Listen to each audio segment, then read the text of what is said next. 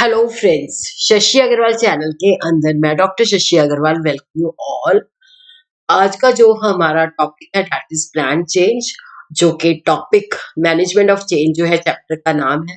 तो this is the second part और ये जो टॉपिक है that is relevant for the principles of management students, organisation behaviour students और ऑर्गेनाइजेशन डेवलपमेंट एंड चेंज। अगर आपको मेरा ये एफर्ट सही लगता है तो इसको लाइक कीजिए, शेयर कीजिए और मेरे चैनल शशि अग्रवाल को सब्सक्राइब कीजिए। तो सबसे पहले हम देखते हैं कि चेंज जो होती है, जो प्रीवियस वीडियो के अंदर मैं बता चुकी हूँ कि ऑर्गेनाइजेशन के अंदर चेंज जो है that is the positive sign, जिससे ऑर्गेनाइजेशन ग्रो करती है।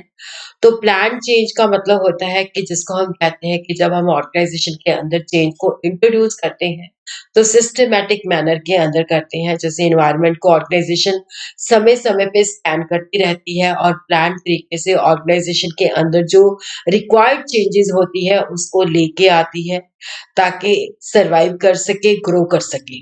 तो प्लान चेंज जो है that is the deliberate. Deliberate का मतलब होता है इंटेंशनली जो है एक स्ट्रक्चर, एक सिस्टमैटिक वे के अंदर जो है जो चेंजेस हैं ऑर्गेनाइजेशन के अंदर इंट्रोड्यूस की जाती हैं। Plan change is deliberate design and implementation of A structural innovation. New policy भी हो सकती है, न्यू गोल्स भी हो सकते हैं और वहां पे जो ऑपरेटिंग फिलॉसफी है, क्लाइमेट है, स्टाइल जो है वहां पे होता है कि उसको हमने चेंजेस करनी है। तो प्लान चेंज जो है सिस्टमैटिक मैनर के अंदर ऑर्गेनाइजेशन के अंदर की जाती है ताकि जो भी नेसेसरी चेंजेस हैं उसको सिस्टमैटिक मैनर के अंदर हैंडल किया जा सके। प्लान चेंजेस जो होती है जिसके अंदर पूरी ऑर्गेनाइजेशन के अंदर जितने भी एस्पेक्ट्स होते हैं उनको कोशिश की जाती है कि चेंज किया जा सके, क्योंकि यहाँ पे जो चेंज होती है that could be change in technology, change in structure, change in people. तो जो चेंजेस ऑर्गेनाइजेशन के अंदर हम करते हैं वो हमारी टेक्नोलॉजी को रिलेट करती है, स्ट्रक्चर उससे नेचुरली जब भी हम चेंजेस करते हैं तो अथॉरिटी रिस्पॉन्सिबिलिटी रिलेशनशिप चेंज होते हैं और जो लोग काम करते हैं उनकी नॉलेज और स्किल के अंदर भी हमें अडेप्टेशन करनी पड़ती है। तो यहाँ पे प्लान चेंज को हम इस तरह से एक स्ट्रक्चर्ड अप्रोच जो है अडॉप्ट करते हैं ताकि सिस्टमैटिक मैनर के अंदर ऑर्गेनाइजेशन के अंदर चेंजेस को इंट्रोड्यूस किया जाए। और यहाँ पे सिस्टमैटिक मैनर के अंदर नेचुरली लोग जो होते हैं चेंज नहीं करना चाहते, उनकी रेजिस्टेंस होती है, तो उनको किस तरह से हम पॉजिटिवली कन्विंस करते हैं ताकि वो चेंजेस को एक्सेप्ट करें। और उसी तरह जो चेंज प्रोग्राम इंट्रोड्यूस किए जाते हैं उनको रेगुलर बेसिस पे एवेलुएट किया जाता है और देखा जाता है कि किस तरह से हमने इसको सक्सेसफुली जो है ऑर्गेनाइजेशन के अंदर मैनेज करना है। अगर लगता है कि सुटेबल चेंजेस की रिक्वायरमेंट है तो उसको भी इंट्रोड्यूस किया जाता है। तो प्लान चेंज जो है टेक्नोलॉजी रिलेटेड चेंज हो सकती है। टेक्नोलॉजी का मतलब होता है कि knowledge, sum total of knowledge providing way to do things, कि जो हमें पूरी नॉलेज देती है जिससे हमें पता चलता है कि चीजों को हमने कैसे करना है।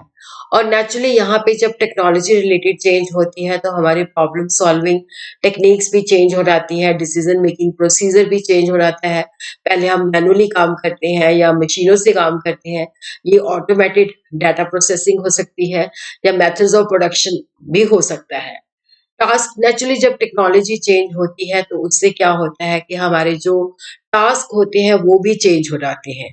तो यहाँ पे होता है कि जो लोग इन्वॉल्व होते हैं उनको कंप्लीट मोटिवेशन देना होता है कि आप अपने न्यू मेथड से काम करना है और किस तरह से जो एम्प्लॉय काम करते हैं उनकी परफॉर्मेंस को हमने पहले जितना बेटर करना है पहले से। स्ट्रक्चर रिलेटेड चेंजेस के अंदर क्या होता है कि that is related with the authority responsibility relationship. जैसे पहले टॉल हिरार्किकल स्ट्रक्चर होता है, फ्लैट कर दिया जाता है। तो changing the number of hierarchical level और चेंजिंग, जैसे पहले हो सकता है सोल प्रोप्राइटरशिप हो या पार्टनरशिप है तो कंपनी फॉर्म में हो सकता है। फिर स्पैन ऑफ मैनेजमेंट चेंज होती है कि कितने लोगों को हमने सुपरवाइज करना है।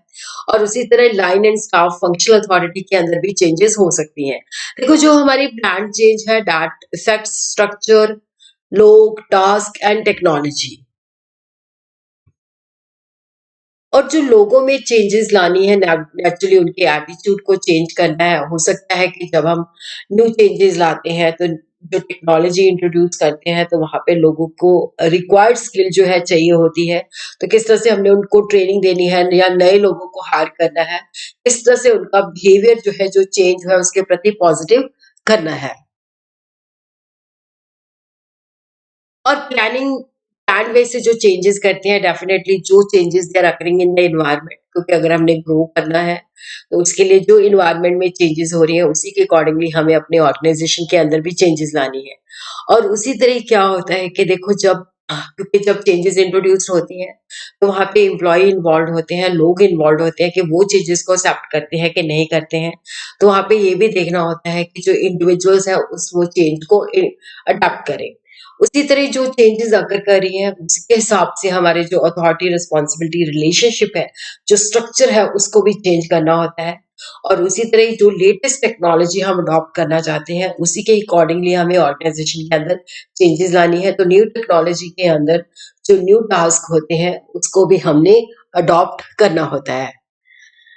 प्रोसेस ऑफ प्लान चेंज के अंदर definitely we have to identify the need for change कि चेंज के पीछे ऑब्जेक्टिव क्या है, क्या हमने चेंज करना है, लोगों को किस तरह से उसके अंदर रिक्वायर्ड स्किल, उनका एटीट्यूड परसेप्शन किस तरह से चेंज करनी है, टेक्नोलॉजी को किस तरह से चेंजेस लानी है, स्ट्रक्चरल रिलेशनशिप किस तरह से चेंज करना है। और यहाँ पे चेंजेस जो होती है पहले हमने किस ऑर्गेनाइजेशन के पार्ट के अंदर से फिर किस तरह से पूरी ऑर्गेनाइजेशन को कवर करना है। उसी तरह ही देखो यहाँ पे हमने जो चेंज फोर्सेस होती हैं ऑर्गेनाइजेशन के अंदर दो तरह के लोग होते हैं। देखो ये जो है हमारा एग्जिस्टिंग इक्विलिब्रियम है, ये जो है हमारा डिजायर यहाँ तक हम पहुंचना चाहते हैं।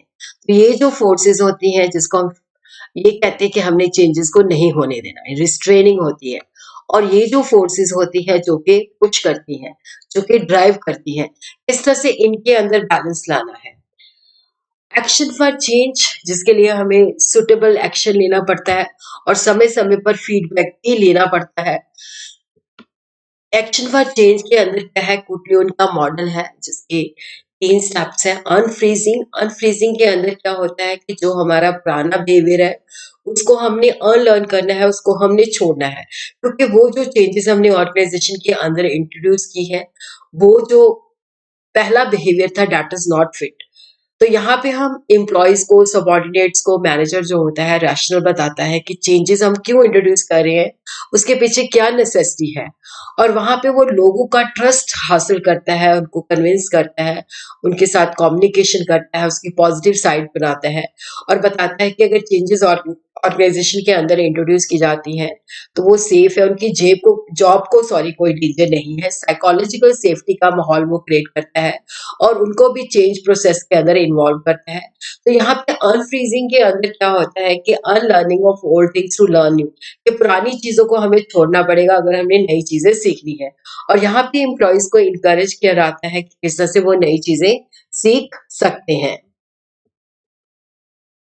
और उसी तरह चेंजिंग या मूविंग, तो यहाँ पे होता है कि हमने न्यू बिहेवियर लर्न करना है, न्यू मेथड सीखने हैं, हमारा थिंकिंग प्रोसेस, एटीट्यूड, परसेप्शन जो है उसके अंदर चेंजेस होनी चाहिए।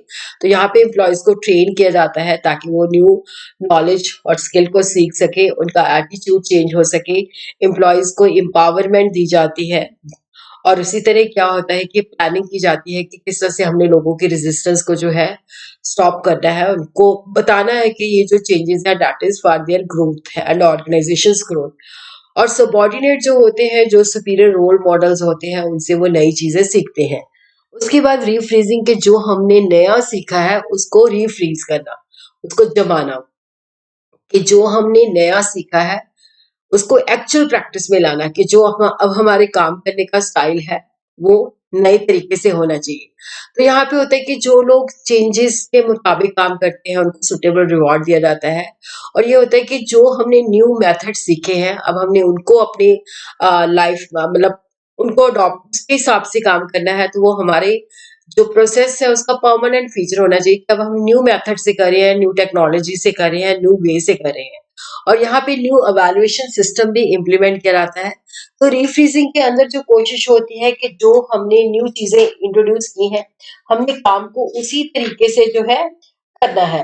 तो ये जो फेस होती है स्टेबलाइजेशन की होती है कि जो चेंजेस हमने सीखी है उनको सक्सेसफुली इम्प्लीमेंट करना है।